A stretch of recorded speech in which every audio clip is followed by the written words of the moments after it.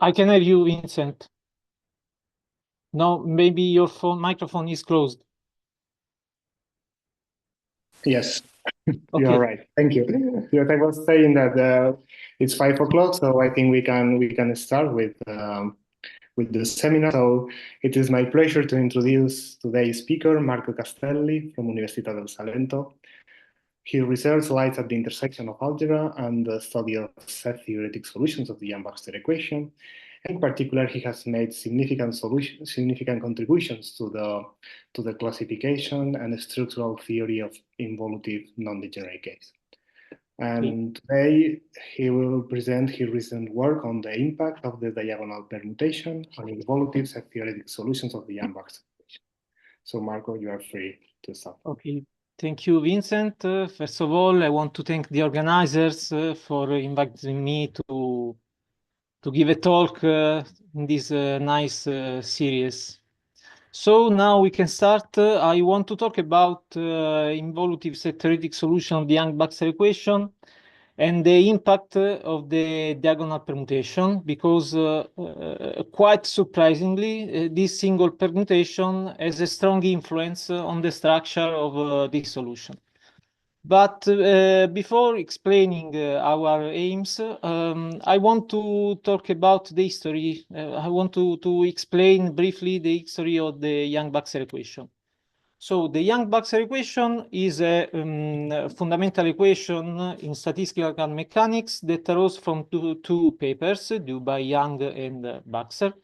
Namely, a solution to the Young-Baxter equation is a pair VR, where V is a vector space, and R is a bijective map such that this equation is satisfied, where R1, R12, R13, R23 is equal to R23, R13, R12, where R12 is the tensor product of R and the identity on V, R23 is the tensor product of the identity on V and the map R, and R13 is the composition of the identity tensor, the flip map, R, and again the identity tensor, the flip map.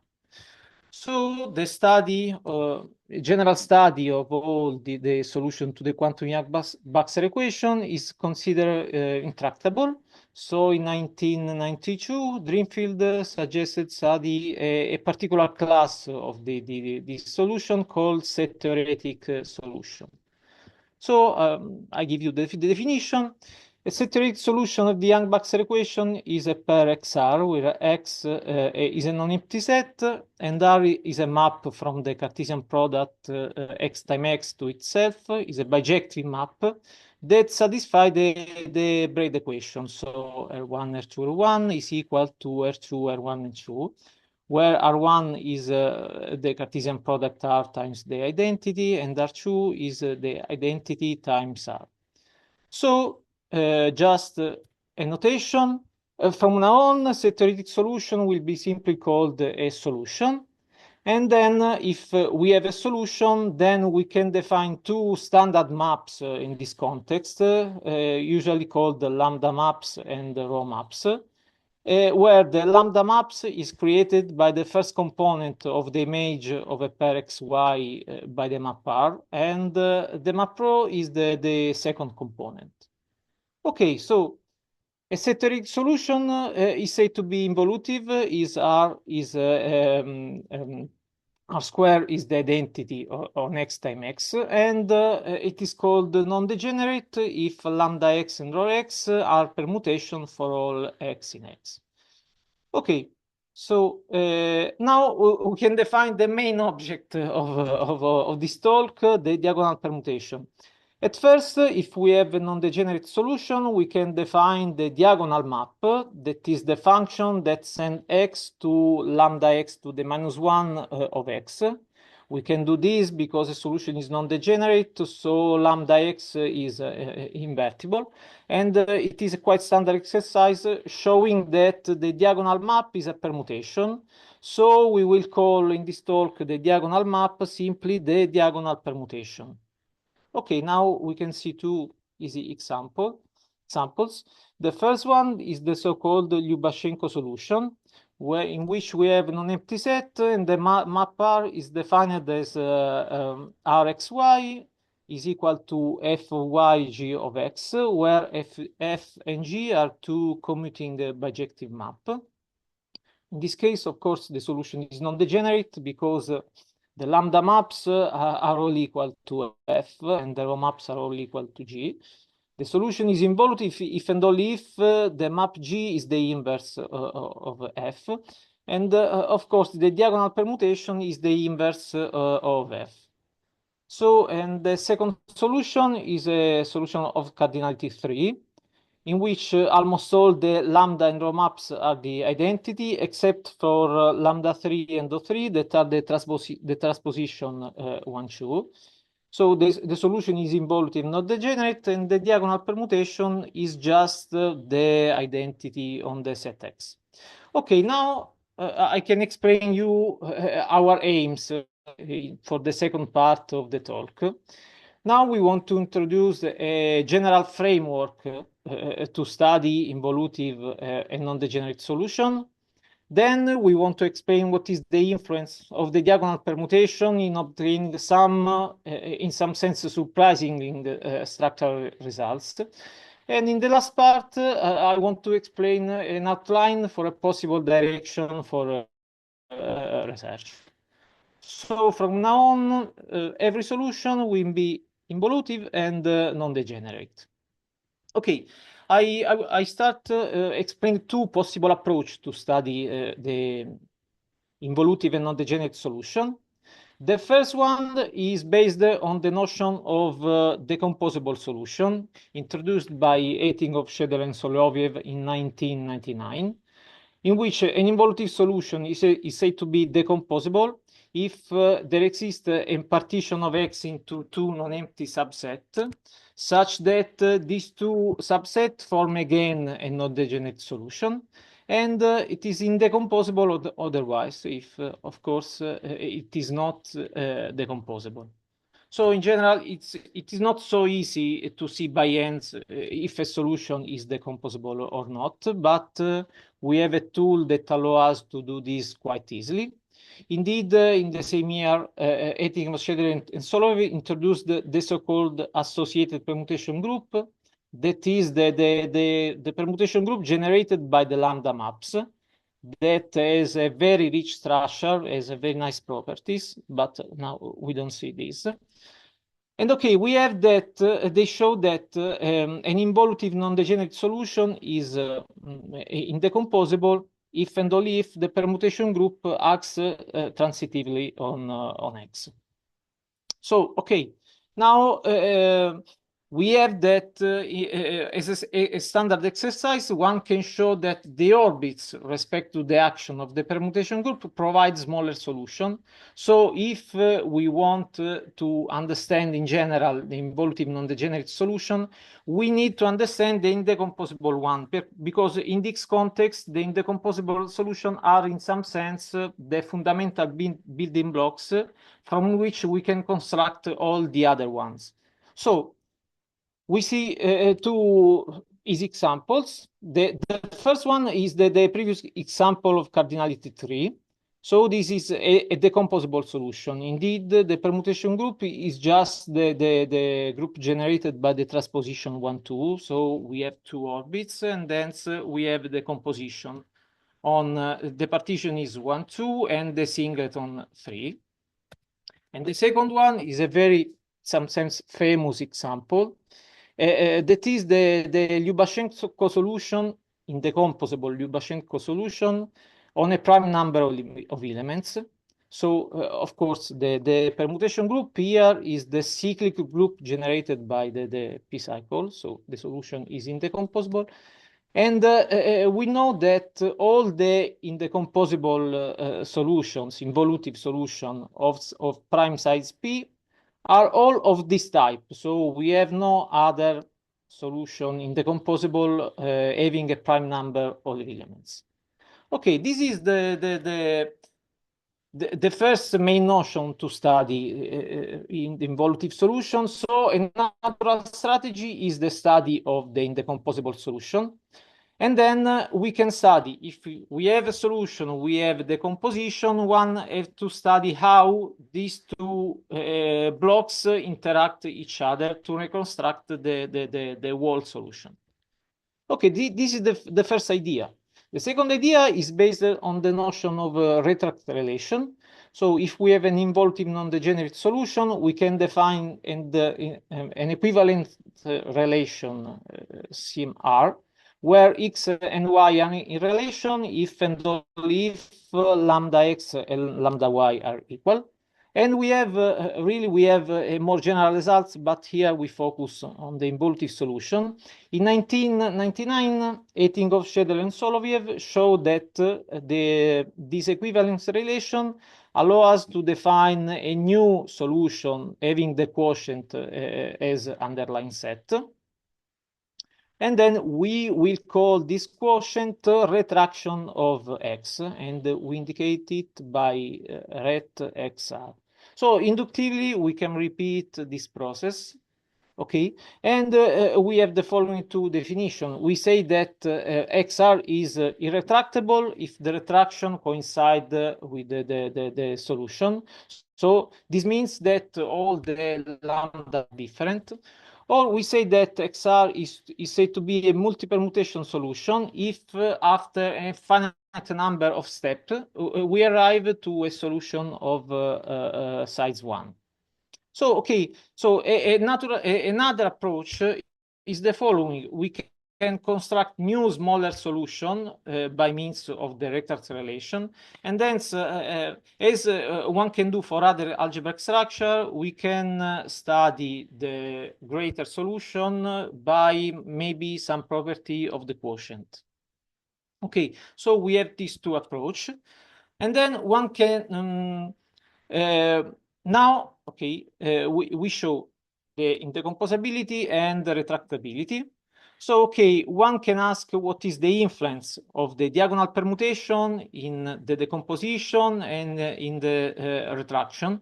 In particular, several mathematicians study the relation between the property of being indecomposable and retractable and the structure of the diagonal permutation.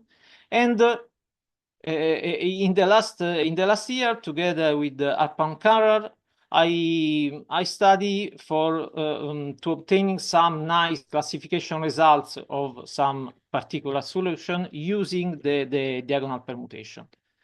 So, okay, we start with some link between the diagonal permutation and the retract relation. We have two nice results due by Ditzel, in which he showed that if we have a solution of size p to the k and the diagonal permutation is a full cycle, so is a cycle, of course, of length p to the k, then XR is forced to be a multi-permutation solution. Moreover, he showed that if P is true, the statement is almost true. Indeed, here we have only two possibilities. X is a multi-permutation solution, or we have an exception. So X retracts to an irretractable solution of cardinality 4. So in this case, we have the solution multi-permutation, or in the two-power case, we have an exception.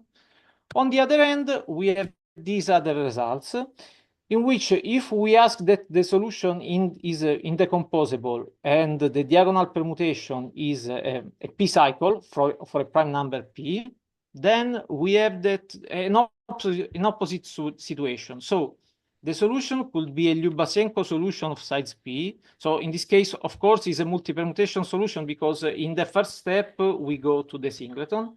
Or the solution must be irretractable. So the proof of this result is not so difficult, but it requires more theory, so we don't see the proof. Okay, now we can ask some other relation between, these are the results that relate the diagonal permutation and the property of being irretractable or multi-permutation. So several mathematicians investigate what is the relation between diagonal permutation and decomposability. Okay, in 2020, Ramirez and Vendamin show these nice results that is nice, but the proof is not so difficult. Indeed, they show that if the diagonal permutation is a full cycle, then the solution must be indecomposable. And the proof is not so difficult because by induction on n, one can show that the n power of x and x are in the same orbit respect to the action of g of x. And then, okay, we obtain that the permutation group g of x acts transitively on the solution, and then by the theorem of Etikov, the solution is indecomposable. So this is a sufficient condition that ensure the indecomposability.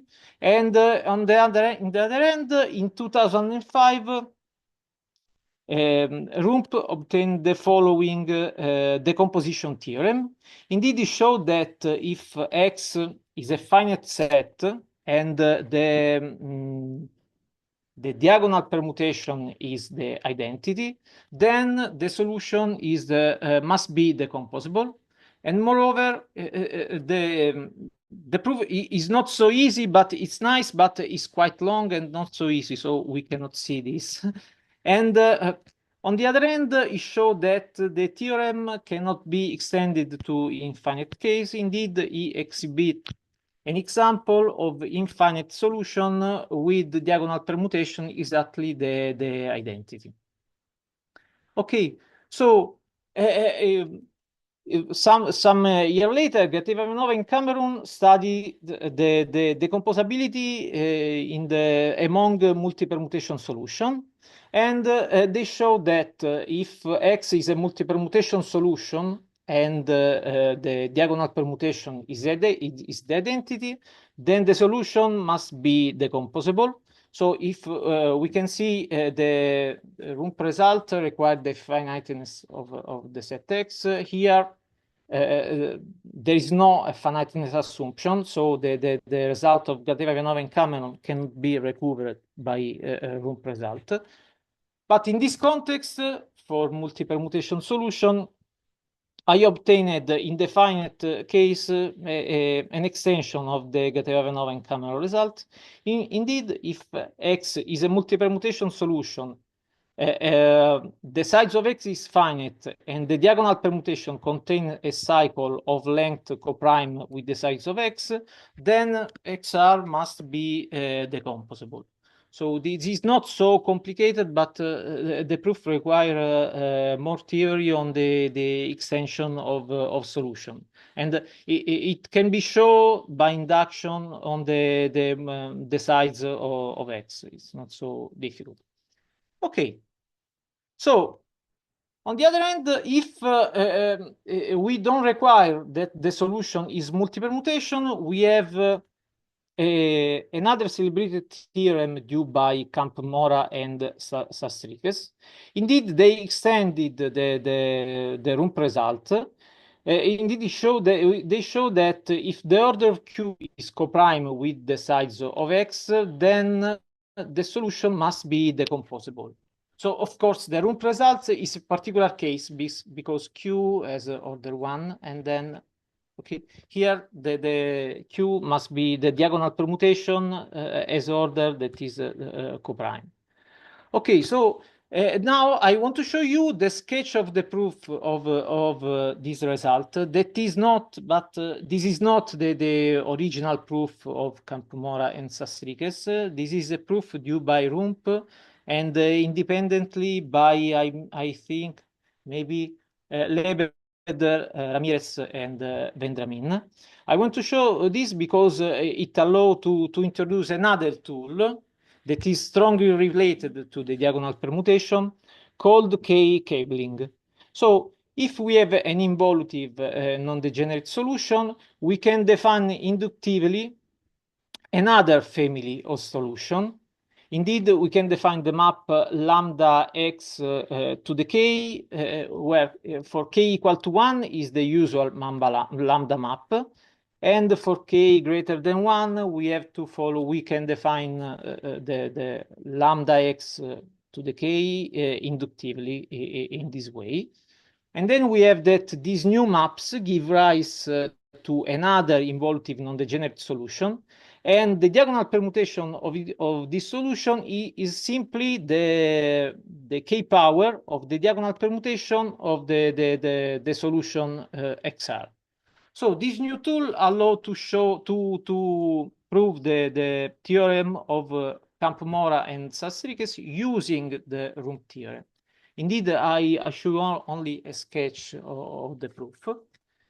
So, in general, if one can show that if we have an indecomposable solution and K is a number coprime with the size of X, then the K coupled is again indecomposable. So this requires some computation, but it is not so difficult. So now, if the order of the diagonal permutation and the size of X is 1, and the X is indecomposable, then we can put K as the order of Q. Then we obtain that the K coupling of X is indecomposable and the diagonal permutation is the identity, but this contradicts the Rump's the composition theorem. So in some sense, using this proof and the relation between the two diagonal permutation, we can see that the theorem of Campmora and Sastriches is a consequence of Rump theorem. Now, okay, finally, we have that using GAP, Ramirez and Vendramin computed the cycle structure of the diagonal permutation of X, where the size of X is at most 10. Okay, among this solution, we have two solutions having size 2 and 4, where the diagonal is a transposition. One solution having size 3, where the diagonal permutation is a 3 cycle.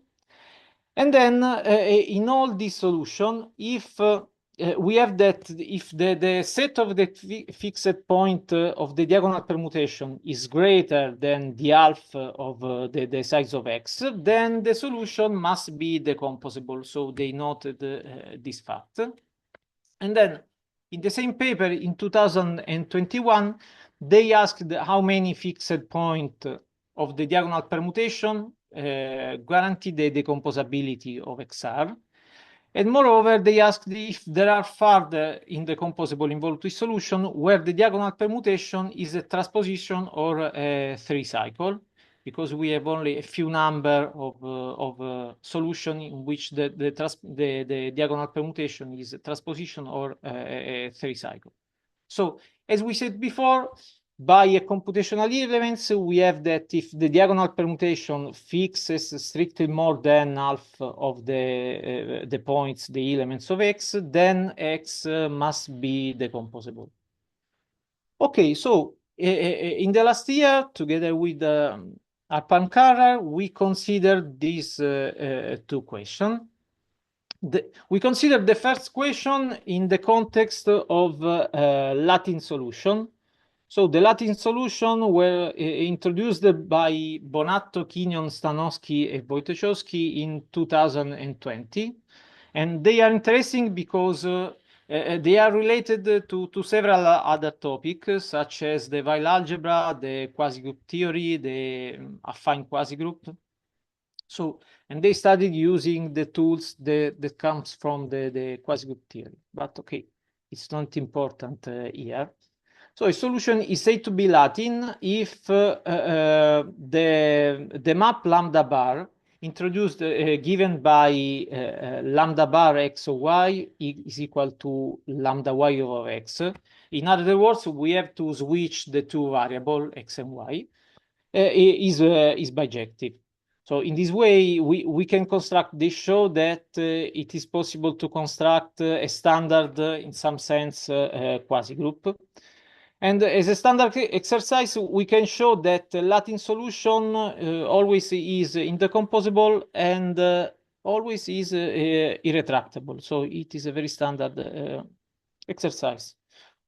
Okay, together, so we show we see that if among the small solution, if the number of the fixed point of a diagonal permutation is greater than the half of the size of X, we have the solution is decomposable.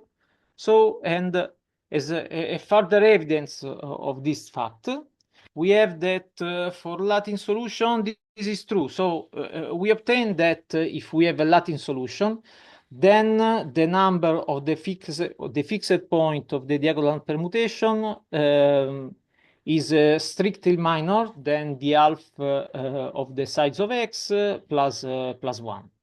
Okay, so the proof is not so difficult, but requires some technical computation because we switch from a solution to a standard quasi-group, and we use some standard equality of this quasi-group. So, and as a consequence of this result, we have a kind of classification theory. Indeed, if we have a Latin solution, so hence a Latin solution, I recall, is indecomposable and irretractable.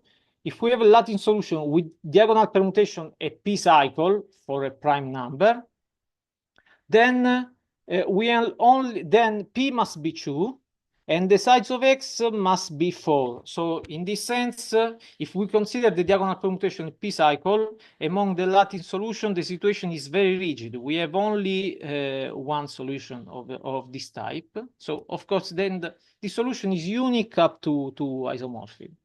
So I show you the proof because it is not so complicated, but it is a merge of the previous results. So by Camp-Mora-Heinz-Sassikes theorem, we have that the size of x must be the product of two numbers, p and another number of size s. By the previous theorem on the fixed point, we have that s must be 1 or 2.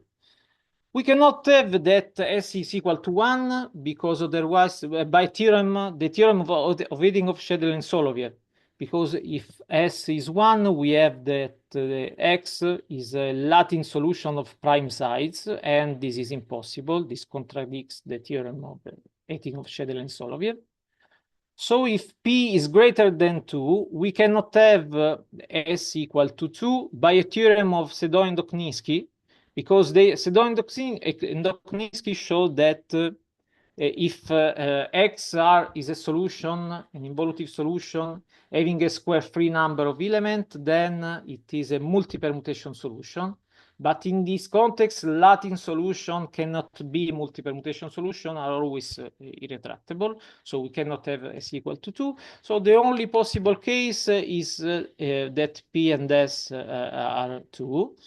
And finally, the uniqueness of XR follows by some computer calculation, because we can compute explicitly by computer or by hands all the possible cases. Okay, so we have the last classification, in some sense, results involving the diagonal permutation. I want to point out that in my archive preprint, the result, it is not the same, because unfortunately, some week ago, with Arpan Kanrar, we found a mistake on the results that is present on archive, but this is the correct version. And now, in the next days, we will put the correct version of our results, in which we have to ask a little bit stronger assumption.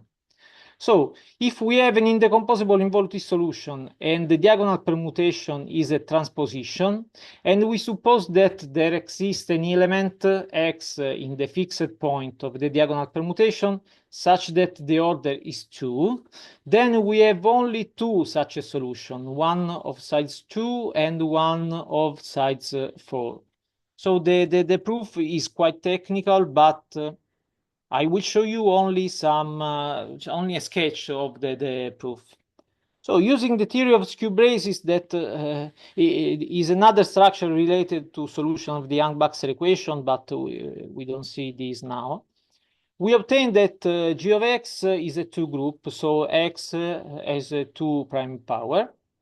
Since XR is an involutive solution, we can create two permutations, Gx of y and HHxy, that coincide for all xy in X. So G of x is a 2 group and is nilpotent, and it takes a partition I of x of size 2. And this is, in some sense, a good partition. We don't see now the details, but it is a good partition for our proof.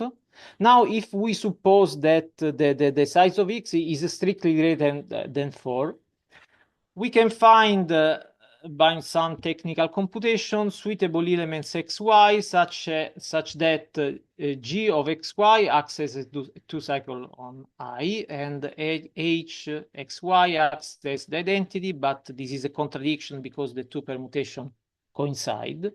So we have that x must be 2, the size of x must be 2 or 4.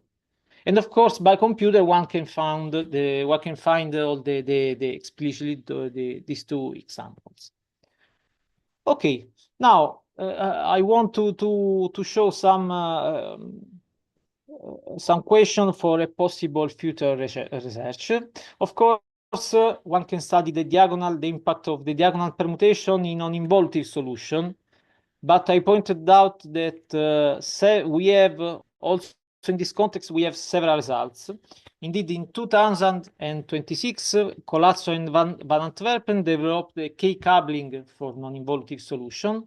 And moreover, they exhibit a non-involutive version of the Camp-Mora and Sastric's theorem that, of course, for involutive solution require some additional hypotheses. And in 2025, Jedlicka and Pilitowska studied the decomposability of non-involutive multi-permutation solution in which the diagonal permutation is exactly the identity. And they show the non-involutive version of the Gateva-Ivanova and Cameron results. So another possible line of research involved the Retark relation. Indeed, one can study the relation between the diagonal permutation and the Retark relation of involutive, non-involutive, sorry, there is or involutive or non-involutive non-degenerate solution. In particular, one can ask if every involutive non-degenerate solution with the size of X odd and the diagonal permutation is full cycle is a multi-permutation solution.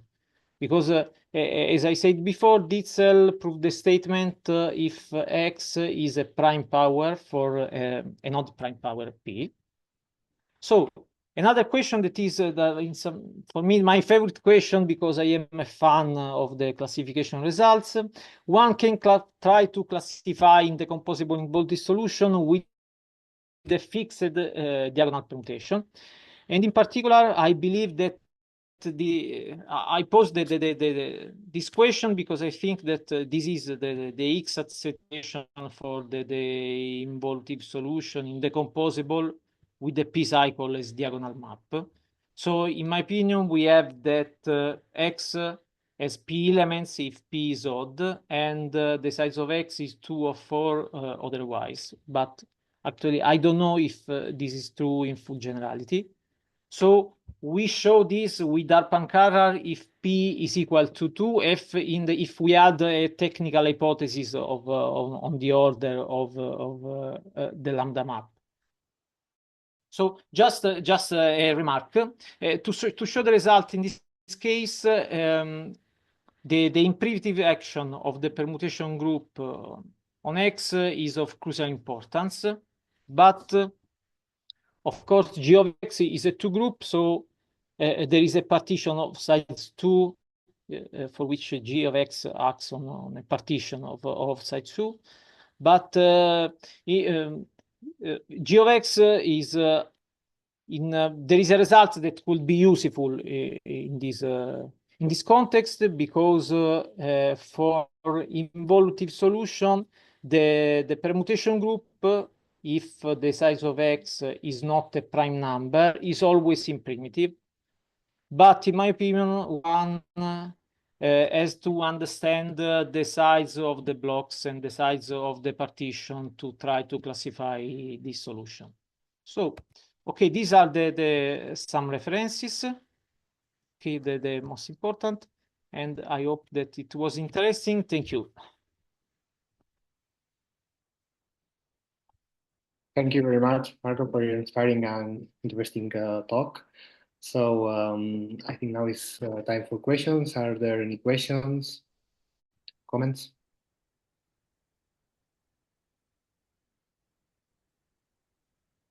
please, I don't know if I see if you raise the hand, but feel free to open your microphone.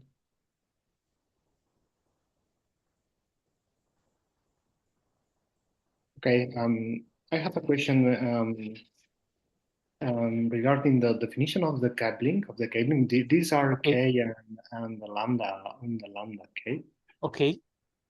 So there is some, because I mean, I don't know if it's because of the name, but there is some geometrical interpretation of this because, uh, Oh, or do you know if there is some geometrical interpretation or something about I don't know. I don't know. Sorry. is inductively lambda or? Maybe I suspect that there is a geometrical interpretation, but I don't know. Sorry. Okay, okay, no. And and also the impact of the diagonal permutation on the brace structure of a solution. Can you say something about it, The or impact of the diagonal permutation in the in the structure brace of a solution of a non of an involutive or? so can you repeat the question, please? Yes, yes. I don't. I mean, you have this diagonal permutation, so Okay. has the, does it have some structural impact on the brace structure of a solution, given a solution you have, Oh, or? okay. Okay.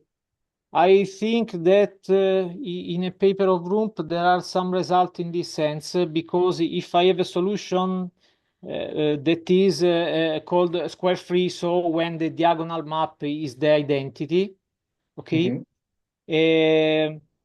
the brace, the multiplicative group must respect particular relation. So, but we have a result. If you take the solution, you can take the permutation brace. Yes. Okay. If the diagonal permutation, we have a fixed point respect to the diagonal permutation. Mhm. Okay. So I can take the lambda map associated. Okay. Okay. Okay. And then I have that the order of the multiplicative and the additive group are the same. Okay. Okay, in Okay. the involutive case, I am sure that this is true because I use this fact. Okay.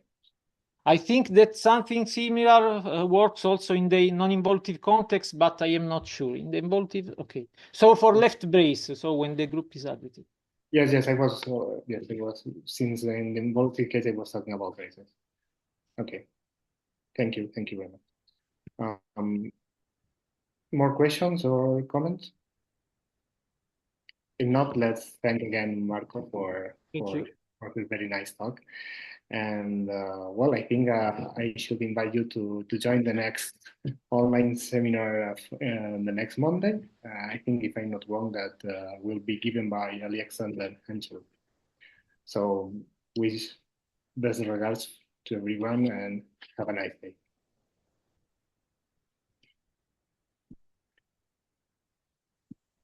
Okay.